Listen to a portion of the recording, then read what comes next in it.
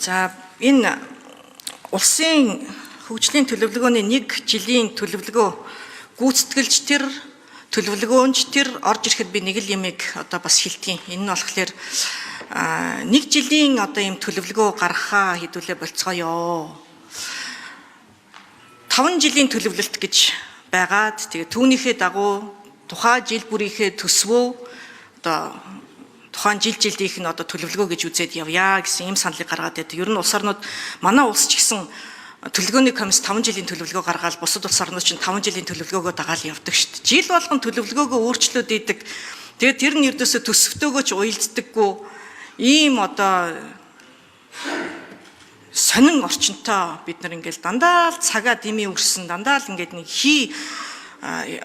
ердөөсөө л ингээд нэг л болж бүтэхгүй байгаа байхгүй.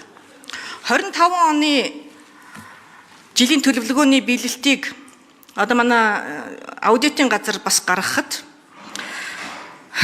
4 тэргүүлэх чиглэлийн 6 шалгуур үзүүлэлтийн дундаж үнэлгээ 20.9% гэж байгаа байхгүй.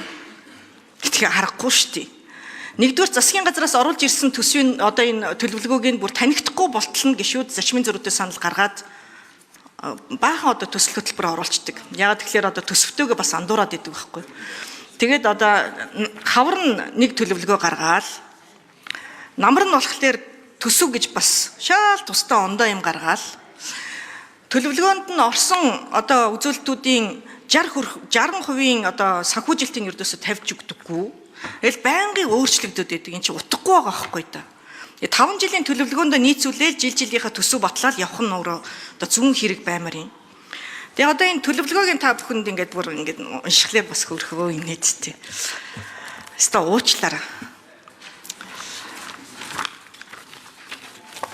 Агаарын тээврийн зорчигчийн дагалдах ачаанд тавих гайлын хяналтыг сайжруулна гэж байгаа байхгүй юу? Яах гэж юм? Гарт иш чалах гэж юм уу тэгэхээр? Баян хошуу дэд төв орон сууцчлуулах төслийг хэрэгжүүлнэ гэж байгаа. Сая бид нар чинь сэлб дэд төвөө ундгаачлаа штэ. Тэгээ дахиад ийм асуудал өрнөхнүүдээ. Төрийн албан хаагчдад статистикийн сургалт зохион байгуулна гэж байна. Манай статистикийн байгууллагын бас манайхан л ч оруулсан юм биш л дээ. Энэ хэрэглэгчийн чанартай хүртээмжтэй мэдээлэл гээд ийм асуудал орж ирж байна. Гадаадын иргэний визгүй ер нь ингээл иймэрхүү энэ мэдчлэн одоо ийм зүйл залтууд одоо яалтчгүй жилийн төлөвлөгөө оруул гэсэн учраас ингээл иймэрхүү л одоо жагсаалт орж ирж байгаа. Тэгээ одоо энэ эцэслэн батлагдахтай бол дахиад бүр шал өөр юм одоо гарч ирнэ. Тэгэхээр энийг нэг болчиж болдоггүй мүү гэсэн асуудлыг дэвшүүлээд байгаа юм аа. За надад нэг асуулт байгаа.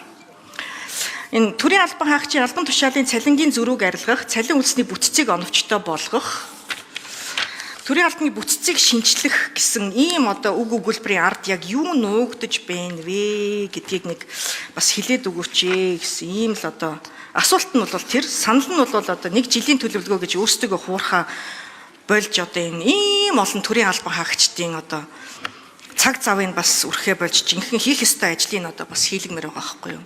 Бям цаг дарга та яг энэ хөгжлийн бодлого төлөвлөлтийн тухай хуулийг бол одоо бас санаачилж батлуулж исэн шүү дээ. Тэгээд үгүй яалтчгүй бид нар ингээд нөгөө дорой хий эргээд байгаа байхгүй юу. 5 жилийн төлөвлөгөө тэгээд түүнийгээ дагсан жилийн одоо төсөвлөлт. Тэгэхгүй бол ингээд нэг жилийн төлөвлөгөө нь ч юу юм, жилийн төсөв нь ч юу юм өөрсдөө ч ойлгохгүй байнга өөрчлөгдөд байдаг. Ийм асуудал байгаа.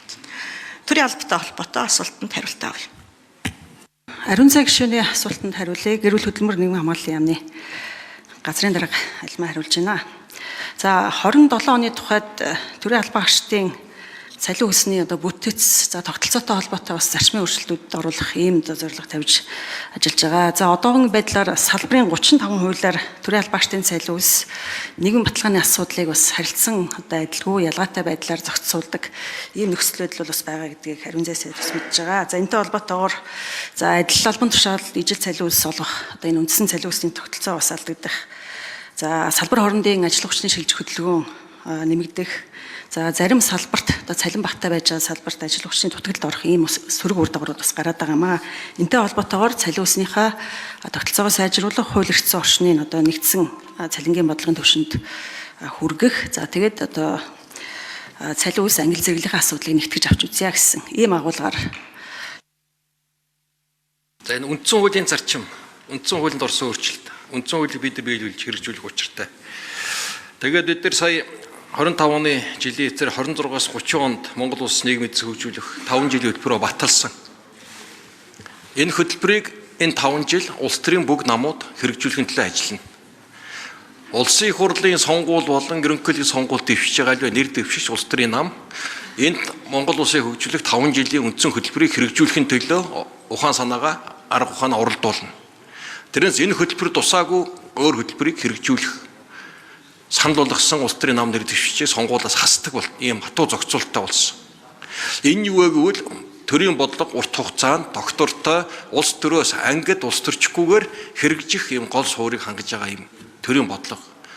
Үндсэндээ өнгөрсөн 30 жилийн парламентын гашуун туршлага дээр ийм бодлого дээр улс төрийн намууд нээлж үндсэн хуулийн өөрчлөлт хийж ингээд шийдсэн зүйл шүү. Тэгэхээр гишүүд бас энэ дээр үг хэлэн дээр анхаармаар байна гэдгийг хэлхий хүсэж байна. Тийм намайг зөв ойлгороо. Би юу гэж хэлээд байна вэ гэхээр 1 жилийн төлөвлөгөө бол 1 жилийн төсөвтөөгөө огтос уялддаггүй. 1 жилийн төлөвлөгөө нь 5 жилийн төлөвлөгөө засгийн газрын үйл ажиллагааны хөтөлбөртөө уялддаггүй. 1 жилийн төлөвлөгөө нь дараагийн жилийн төлөвлөгөөтэйгөө уялддаггүй. Ийм асуудлыг хэдүүлээ засах хэрэгтэй байна гэдэг асуудлыг хэлж байгаа. За их хоёр сайдын хэлсэнчлэн улс төрийн намууд мөрийн хөтөлбөрөөр дэвшүүлэхдээ хөгжлийн төлөвлөгөөнөөс бусад энэ бодлогоос өөр бодлого дэвшүүлж болохгүй гэж заадаг үнэн улсын их хурлын гишүүнээр орж ирчгээд төсөв хэлэлцэхэд за энэ хөгжлийн төлөвлөгөөг батлахад хамаагүй зүйл залтуудыг гормын санал гаргаад оруулдаг л байхгүй да. Тэгэхээр энийг хэдүүлээ бас цэгцлэх хэрэгтэй байгаад байна. Цаг бүр үнэтэй байгаад байна. Бодлогын төлөвлөгөө маань 20% биелэлттэй байгаа бол эн чинь буруу шүү дээ. Тийм биз дээ. Тэгэхээр энийг л засах хэрэгтэй байна гэж хэлээд байгаа байхгүй да. Намайг зөв ойлгоорой би.